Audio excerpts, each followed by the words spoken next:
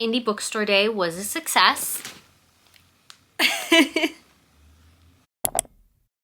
It's been a pretty good day. I was able to make it to 7 of the 10 independent bookstores that I wanted to hit today. So first up, I went to Gutter Pop Comics. I had heard of them before, but I've always been scared of comic book stores because, like, what if they only have comics? I don't read comics. Do they have other things?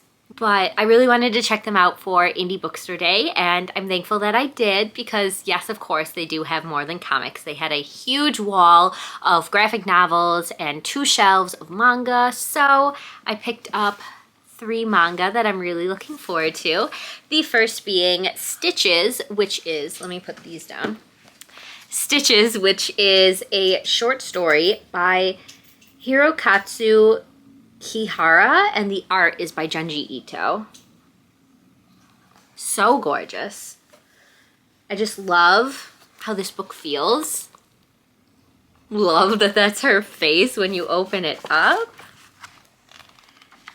Oh, okay, so there's like actual like text in here. It's not like a manga like his other stuff usually is. So that's fun.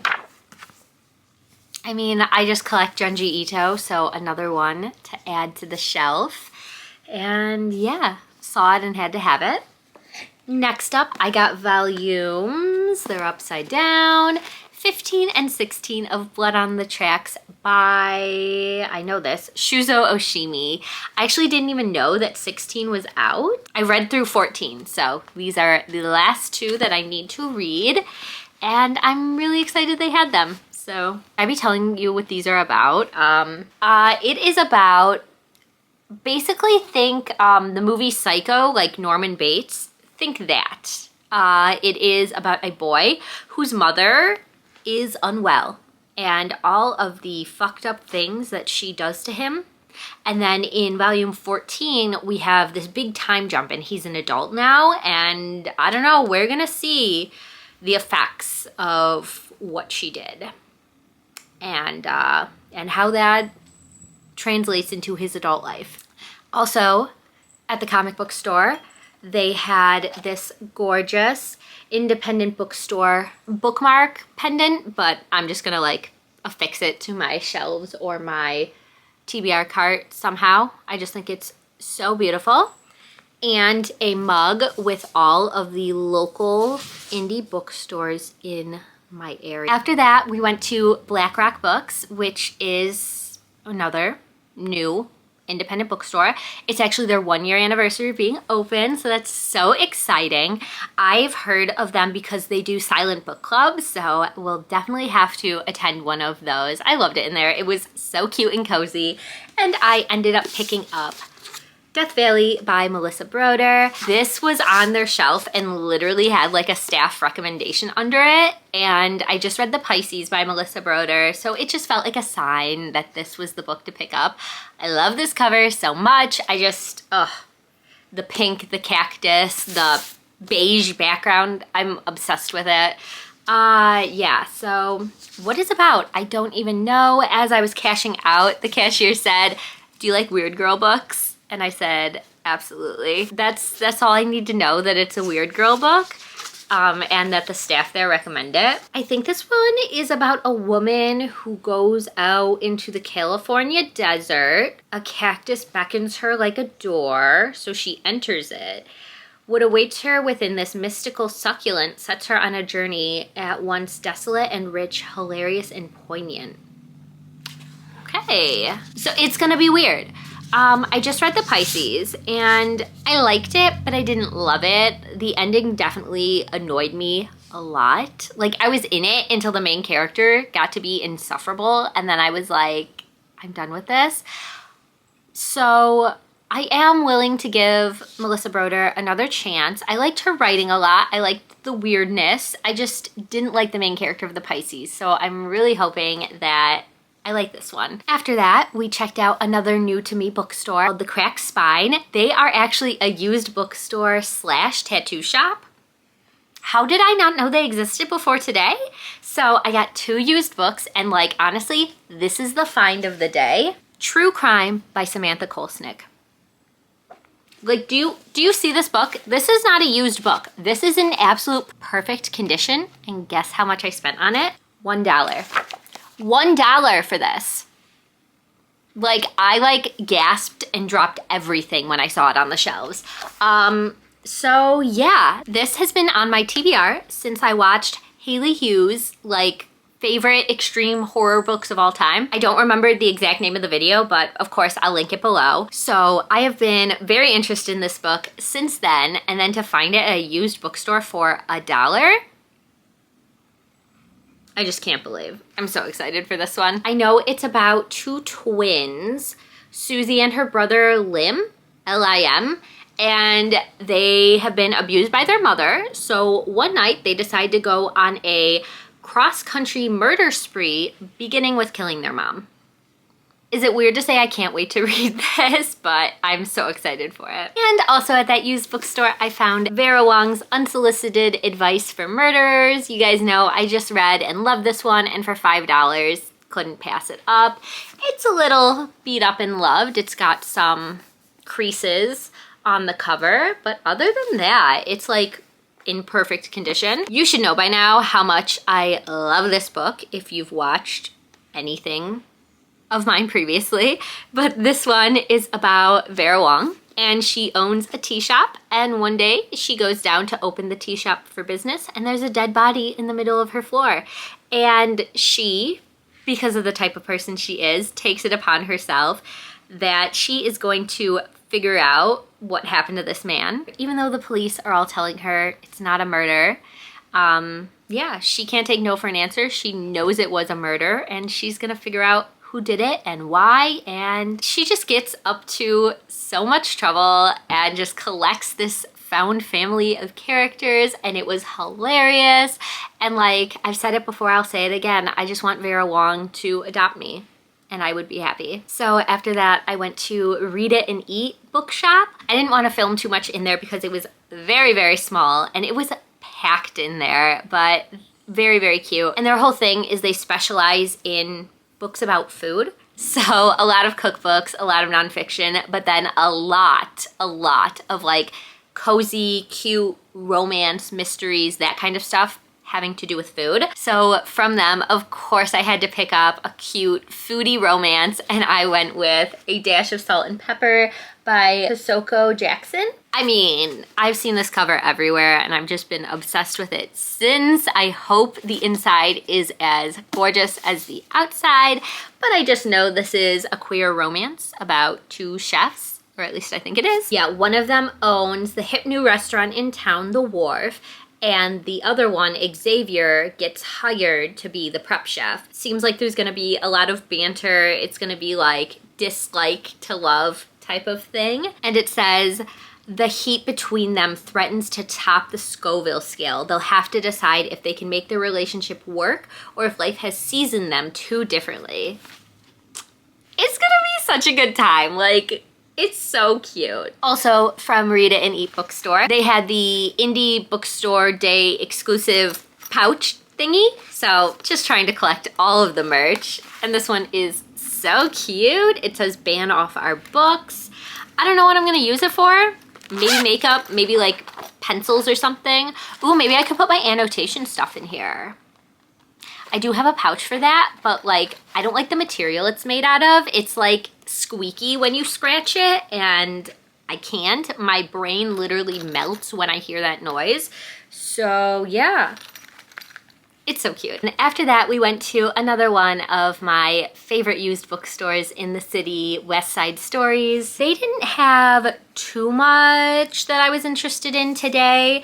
I did end up getting one book, The Collected Poems of Sylvia Plath, and a free bookmark. I just know I like Sylvia Plath's poetry. I only own Ariel by her, so, you know, might as well get a big bind up of a bunch of her poems. And there's just something about reading poetry, like in the summertime, you're laying on a blanket in the grass, the sun is shining, there's like a picnic with fresh strawberries, like that is my like poetry girl fantasy. So this will be a good one to do so in the summertime, reading my sad girl poems And then this is one that my partner actually picked out. This is The Traveling Cat Chronicles by Hiro Arikawa. We have both read this one. We both listened to it via audio and loved it. He loved it more than me, so that's why he's going to keep this copy. But it's just so cute. Look at this little square guy.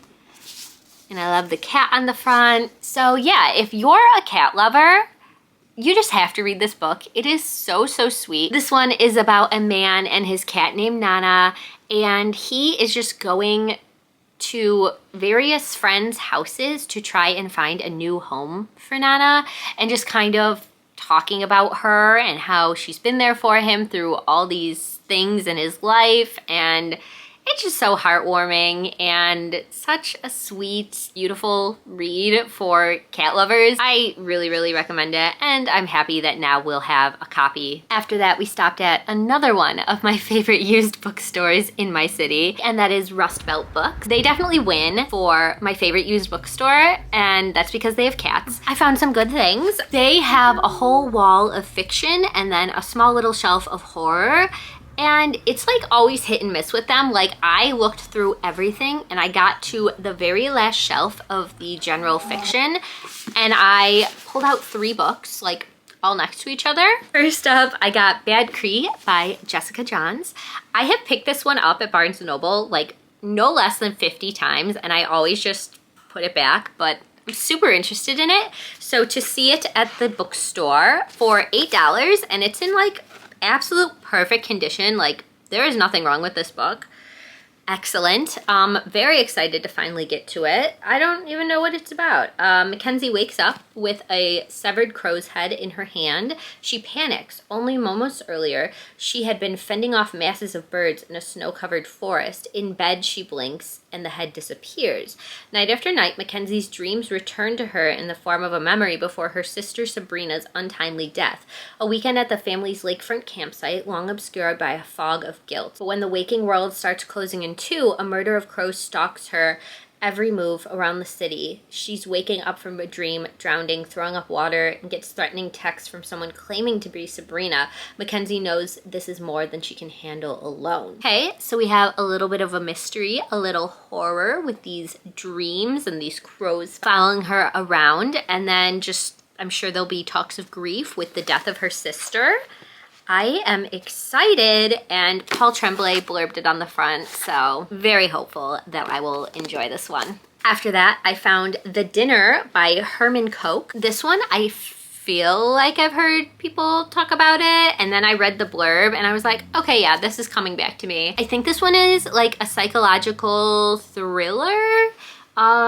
Let's see. It's a summer evening in Amsterdam. 2 couples meet up at a restaurant for dinner. Each couple has a 15-year-old son. The 2 boys are united by their accountability for a single horrific act, an act that has triggered a police investigation and shattered the comfortable, insulated worlds of their families. As the dinner reaches its culinary climax, the conversation finally touches on their children, and as civility and friendship disintegrate, each couple shows just how far they are prepared to go to protect those they love. I can't remember who I heard about this from, but I think they liked it.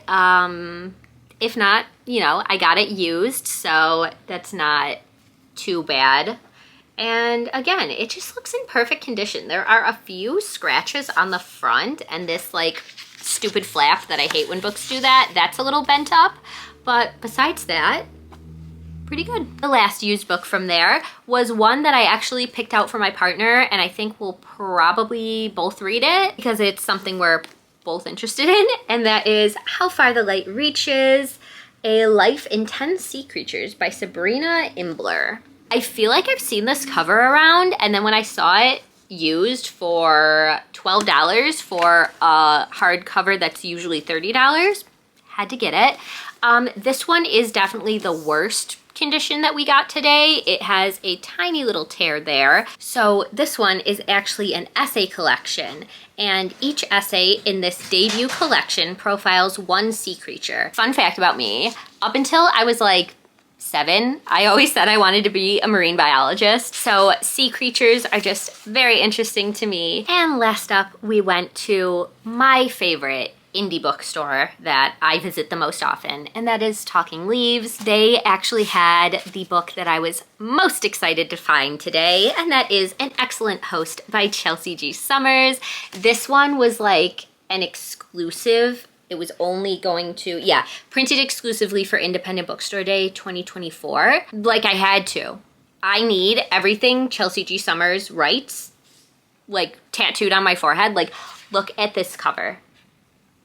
Like, we just need a moment of silence for it. Okay, what is this about? Somewhere in Brooklyn, a feast awaits its guests, and newbie realtor Shad cannot believe his great luck. Callista, the gorgeous woman he's been seeing, has booked an Airbnb for a private party, and the invite list is intimate. Just Shad, Callista, and a few of her closest, equally gorgeous friends. As the wine begins to flow, he is ready to lose himself in the date of all dates. But what comes next might undo Shad for good. Wait a minute. This has gotta be a retelling of The Bacchae, because it mentions Dionysus. And if you know anything about that play, this is gonna get so wild, and I am so here for it. Is this novella about to be my favorite book of the year? Wait, there are pictures. I don't wanna look because I don't wanna spoil myself. Hang on, is there a picture in the front? This next one was heavily influenced by Jan, so thanks Jan for making me spend more money today, but I couldn't. I saw it at the store. I had to get it. My Husband by Maud Ventura. I think this one is thrillery. It's about a woman who's like way too obsessed with her husband until one day she realizes she may have gone too far. I just know Jan was posting like quotes from this and talking about it nonstop, so I had to pick it up. Just the fact that they had this one in store, I couldn't leave it behind. It felt like a sign. It was calling out to me, take me home, love me. Yeah, I'm just ready. I hope she is super unhinged. And I didn't even realize that this is translated because it's originally in French. So that is so cool. I don't think I have any French translated books yet. And last up, I had to pick up the newest release by Farida Abike Imedi. She is the author of Ace of Spades, which I read and enjoyed. Heard really good things so far. Love this cover. I think it takes place at a school, so you've got a little bit of dark academia. For my next challenge, it's going to be trying to figure out where I am going to put all of these books on my TBR shelves, because I am out of space. As always, thank you so much for watching and for spending the day with me checking out my local independent bookstores. I hope you read a good book today, and I will see you soon in my next one. Bye.